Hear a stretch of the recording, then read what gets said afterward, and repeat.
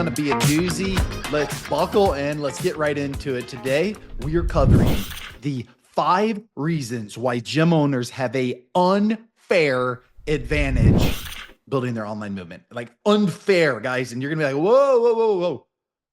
Dave, like pump the brakes here. Like every other person in the world, probably 99.9% of mentors are saying, oh no, just focus on your gym. Like maybe at some point in time you can do the online movement, right?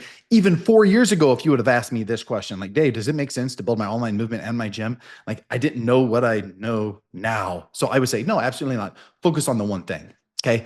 But here's what we also know is if you're a gym owner tuning in, that one location, it's only going to take you so far to the point to where from a purpose angle, from a financial angle, like you're going to have that. Well, what is that? What is that next level? So what we're going to go through today is that process, guys, where I call it the bridge. Like I'm not telling you to shut down your gym today and start your online movement from scratch. That's insane. You're going to hear me repeat this on multiple episodes here. That's not the purpose. Like the plan that I have built out. The purpose of this podcast is show you guys the proper way to build your online movement, but do it in a way to where it's going to actually help out your gym, but it's preparing you for that next chapter of your life. So what we're going over today, like I said, is the 5 reasons, the unfair advantage. Okay. So my goal today is, like I said, it's not you're locking down, you're bolting down your doors to build your online movement, but I want you to start taking some baby steps. I want you to start taking those little 1/4 inch steps that it's going to prepare you. It's going to prepare you for that next chapter. And that's a huge mistake I made because for 2 years, I felt this burning. Like I should say 2019, but even 2018, I was like, what should I do? What should I do? And I didn't. You cannot start this process too early, guys. So let's break these things down. There's 5 reasons, unfair advantage. So I'm going to look at my notes here. Number one, it is hard as heck running a gym. How do I know this? Because I've ran gyms for holy crap, almost 10 years now, right? If you've had success as a gym owner, okay, especially if your gym is doing well right now, as I'm recording this in May of 2025, if you're getting through this trust recession, like we're potentially in this financial recession, if you're doing good, then guess what? I'm going to say right now, my bold statement for this episode, I don't know if there's another business out there that's hard to make a profit as owning a brick and mortar gym right now. With a million different variables, there's a million different competitors in your neighborhood. There's online coaches. There's Ozempic. It is hard to turn a profit. So if you are doing that, guess what, guys? I know you have, might get a little risky, that you have some brass cojones, right? Like in order to be successful as a gym owner, my gosh, you have to get good at getting kicked in the teeth day in and day out. There's so many variables, right? I mean, just take a look at the Facebook ads, like Facebook ads for gym owners, and most mentors out there, what do they tell you to do? Spend thousands of dollars a month in ads, build a pipeline of super unqualified people, use a marketing strategy that every other gym in the world is running, and then you nurture those leads until your thumbs fall off and you throw in the towel because you can't nurture any harder. Like that's a recipe. If you can do that, okay, and we'll get into today, it's pretty darned easy to run an online movement where you're specifically working with dream clients, you're fulfilling, your marketing, everything is for your dream client. So if you can nurture your soul away, okay? You have staffing issues. And I know this one, good grief. I mean, I lost 3 key players in a 6-month span. Like once you have that brick and mortar gym, like you get to that point to where you start scaling out, you start hiring trainers. You're always you're one bad breakaway from a trainer leaving or getting fired and then taking away 15-20% of your clientele, right? So I know you guys have been burnt there. There's so many variables. There's so many things that have to go right in order to turn a profit for a gym. You're built different. You're built for tough if you own a gym. So that's reason number 1. And think about a lot of these online coaches that get into the game that they weren't gym owners. Like there's a lot of great online coaches that are starting the movements, from scratch. But my gosh, like how much, like, let's just face the facts here. Most of the people tuning in, your gym owners, like, you are so much harder than some of these online coaches. They're so often it's very soft. They don't understand how hard it is to make a living in the fitness industry, especially as a gym owner. So that's reason number 1. Reason number 2, okay, guys, it's real experience. Okay. I know for Me, I've been in the industry. I've owned gyms since 2015. I've been in the industry since 2011. I have 15 years of experience of I've counted a lot of reps in my days. I've held a lot of people accountable. I've designed a lot of macronutrient plans. Like I've went on this journey from bodybuilder now to dad, where we talk about flexibility. I've coached moms. I've coached executives, everything in between, right? Like I have some experience. And a lot of the gym owners who I work with, they have 5, 10, 15, 20 years of experience. So the talent that they have, they're seasoned veterans that understand how to transform people. And I promise you, if you've owned a gym for 5, 10, 15, 20 years, you've led a lot of transformations. Okay. So that's reason number two is you have a really good skill set. You understand what it takes to be successful and lead transformation. So that's reason number two. Reason number three, this is massive. The last episode, episode 2, what did we talk about, guys? We talked about the golden rule, which connects to really defining your avatar client. And this is what I know because I've worked with gym owners. I've worked with hundreds and hundreds of gym owners over the course of the last 5 years. And if I ask this question, it's kind of a lot of ways, a softball question like, hey, Jim, who's your favorite 5 clients ever? He's going to hammer them out. Oh, it's this person, this person, this person, this person, this person. Okay. This is a question I ask even, I coach some executives still on the fitness angle. And I ask my client, Keith, who's a wealth advisor. I'm like, dude, what would your life look like if you only worked with your 5 to 10 favorite clients? And you can just see his soul lights up. So here's the beautiful thing with all of these reps and honestly working with a lot of people that, let's just face the facts, as a gym owner, we're working with a lot of people that aren't idea dream clients. So we have a really good idea who our dream client isn't, and we have a really good idea who our dream client is. When I first started a transition to my online movement, I knew my avatar. It was 35-year-old dads, right? Like as I was starting my online movement, I was new to fatherhood, right? I was 35 years old, right? And so I understood, especially coming from a background of fitness is bodybuilding, how for most dads over 35, like that's not the answer. So I clearly knew who my dream client was and who I wanted to serve. So when I initially rolled out my high ticket offer with a focus on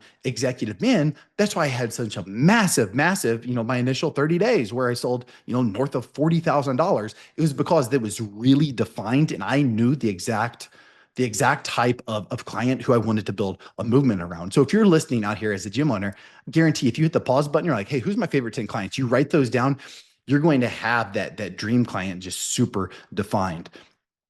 And we're going to talk about this a lot. That's the hardest part of this game, guys, that a lot of your online coaches out there that's starting from scratch, my gosh, they're hunting and pecking. They're trying to figure out like, who is my dream client? And once you have that dream client defined, marketing is super easy. Why? Because you're telling their story back to them on social media every single day better than they even understand it, right? So people are reading your posts, they're looking at your reels, you're shaking your head saying, oh my gosh, this guy or this gal, they understand my story. So that is massive. From a fulfillment angle, when you're fulfilling dream clients, guys, guess what? The game is super easy. And then, so fulfillment, marketing, the sales process, like we talked about, sales is really easy when you're having conversations with your dream clients. All right. So that process of defining your dream client, it makes the whole concept of building your online movement makes it easy. And that's a huge reason why gym owners have that, like I said, an unfair advantage. So after the dream client, this is massive, guys. For most online coaches, they're building their audience from absolute scratch. Even in my ways with what I'm doing right now, I was so into fulfillment with the previous company that I worked for. I'm still just kind of brand new to building my personal brand, right? So like my audience, like I don't have this massive audience yet. Like give me 2 years and I guarantee you, like, I'm not going to say it's going to be a massive audience, but it's going to be a pretty good audience of my dream clients. Gym owners have that unfair advantage when they're building their online movement because they already have that audience. Okay. Let's just take for example, Money Miles, who I'm working with. So Money Miles, he's been a gym owner for 15 years. Okay. He knows exactly who he wants to serve. He loves serving men, specifically dads who haven't been in the gym for 5 to 10 years. Like that's what gets him out of bed. It's defined. So we actually had a one-on-one conversation earlier this week and we were talking about like, okay, like you have how many people on your email list? And he's thousands of his email list. I'm like, how many of those are dads who have just kind of slacked and, have put their fitness on the back burner? And he's like, holy crap, hundreds. So look at it from that very small example. And we're not even talking about current clientele, current lead, former clients who, for whatever reason, left, clients that moved away. You have a massive, massive advantage because you already have an existing audience. Okay. Opportunity to launch a case study program and work with 3, 4, 5 of those, start building momentum, start putting out those testimonials. Like I said, guys, I'm not asking you to burn down your gym today, but what an amazing starting point. That's an advantage that no online coach building their movement from scratch is ever going to have. So in order for someone to have success as an online coach initially for that first 30, 60, 90 days, they have to have something very unique about them. They have to be shredded. They have to have that kind of that it factor that very few people have. So just an absolute massive advantage. So that's reason number 4. Reason number 5, guys, and this is how it all comes together. And this is, if you would have asked me this question even 2 years ago, does it make sense? Because like you guys do have a massive, advantage, but at the same time, it was very time consuming 2 to 3 years ago to start building your online movement. And why? Because content creation was very difficult. It was very time consuming.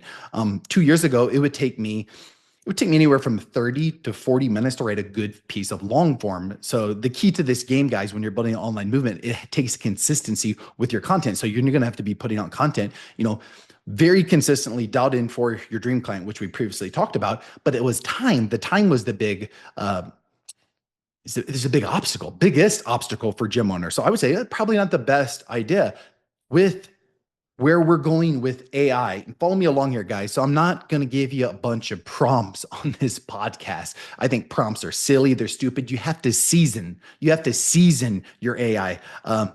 My product that I work with with my initial 30 days with any gym owner who I work with in the AI branding partner, we spend 4 to 6 hours preparing that engine to create content consistently. And we get it down to where it takes a 3 to 5 minute daily investment. Okay. So after, keep kind of an asterisk, and we'll do separate podcast on this topic. Once you get your AI seasoned and it understands your voice, it understands your dream clients' struggles, obstacles, where they want to go. It understands exactly how you talk. Every prompt, everything you put in that engine, it's going to come out. It's going to sound exactly like you, and it's going to be written specifically for your dream client. So that's a 3 to 5 minute daily investment. Every gym owner on planet Earth, guess what they have? They have 3 to 5 minutes to do something they really enjoy. With our AI branding partner, it's a 3 to 5 minute audio note. So I always say, if you guys aren't seeing me on social media every single day of my life, is because I'm lazy. I walk my dog every morning. I write my content with a 3 to 5 minute audio note. My AI branding partner creates that.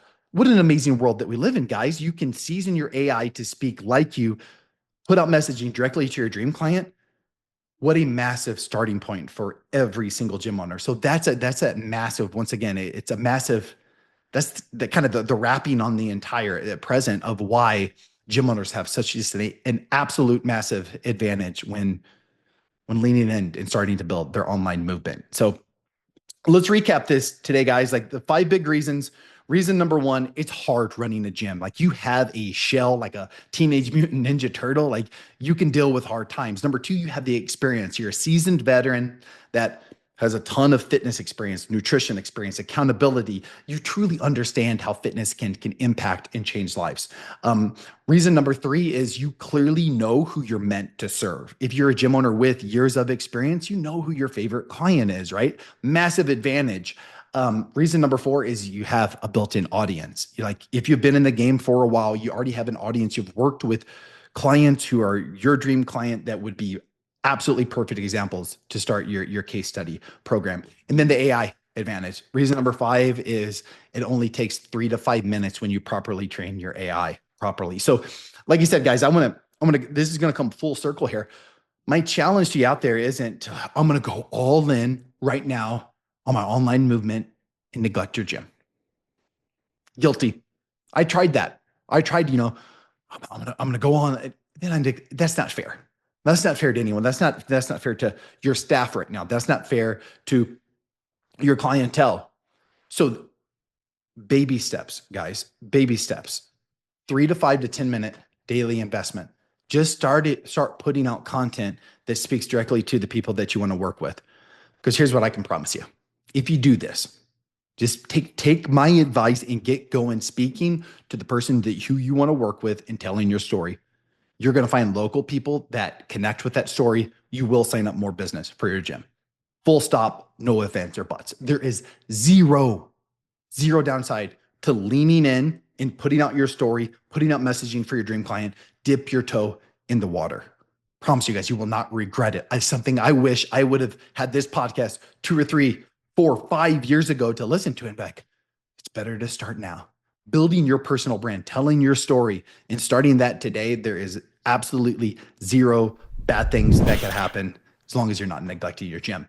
I'm over. I'm out. I need a nap after it. We just covered it. 5 unfair reasons why gym owners have such a massive advantage. I'll see you guys in the next podcast.